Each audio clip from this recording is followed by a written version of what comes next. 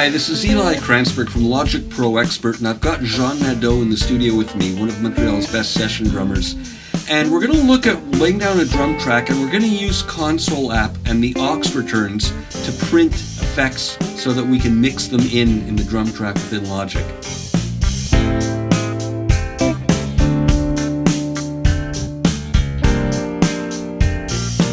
Let's take a closer look. One of the things that's great about Console is that we can create effects returns using the aux tracks. And this is a great way of saving on DSP and also giving yourself flexibility in mixing. We can print these onto separate tracks in Logic and then choose how much of them we want to use in the final mix and save on DSP in that we won't need to keep the plugins that we're using here instantiated. Now I'm going to start off by having Jean record just with these 5 drum tracks and a little bit of SSL E-channel on each one. The compression is off. I'm just using some broad EQ strokes, and we'll start with that.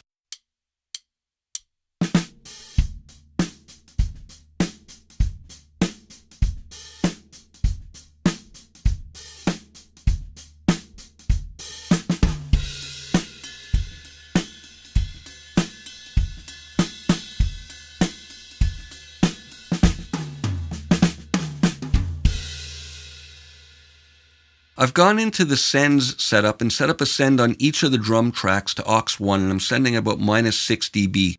Now on aux1, I've got the Oceanway Studios plugin set up with a preset that we like. We've customized the distance to get the room size that we want, and we've also rolled off a bit of the EQ on the low end, and I'm following it with a tape plugin, so we're running the reverb into the tape. Now in the DAW, I've set up another track here, and as the input, we're going to capture the aux1 separately. So this way we can commit the DSP, save on the resources, and then still have the flexibility of using as much or as little of it as we want in the drum mix and processing it further within Logic. So let's see what this sounds like.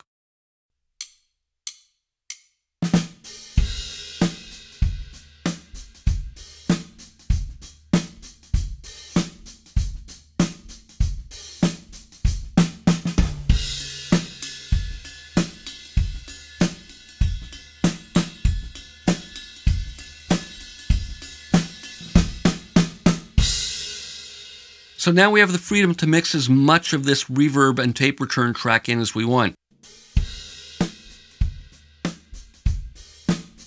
Here it is alone.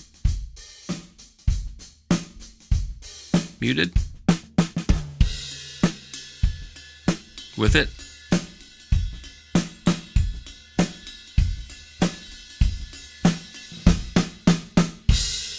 Jean and I have gone ahead and set up a second set of effects on aux2. So I've gone in here and set up the sends, and we're setting up a drum crush bus. So I'm sending less of the overheads and the hi-hat and more of the kick and snare.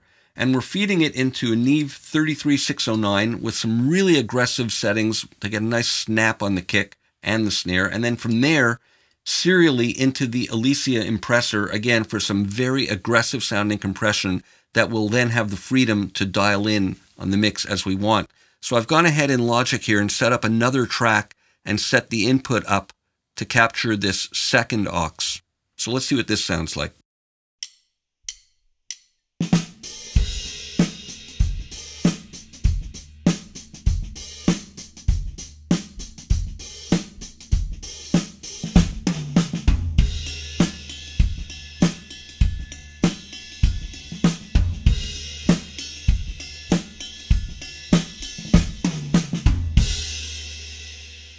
The blend sounds fantastic. Here are what these auxes sound in isolation. That's our reverb with tape. The crush bus on its own is pretty nasty, but dialed in is fantastic.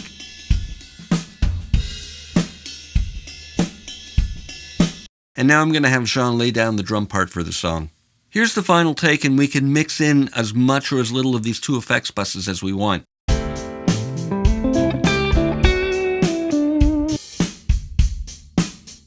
Without them,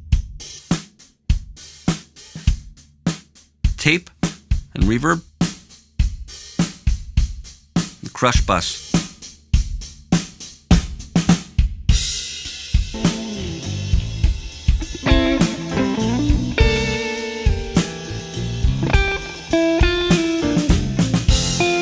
This is Eli Kranzberg from Logic Pro Expert signing out.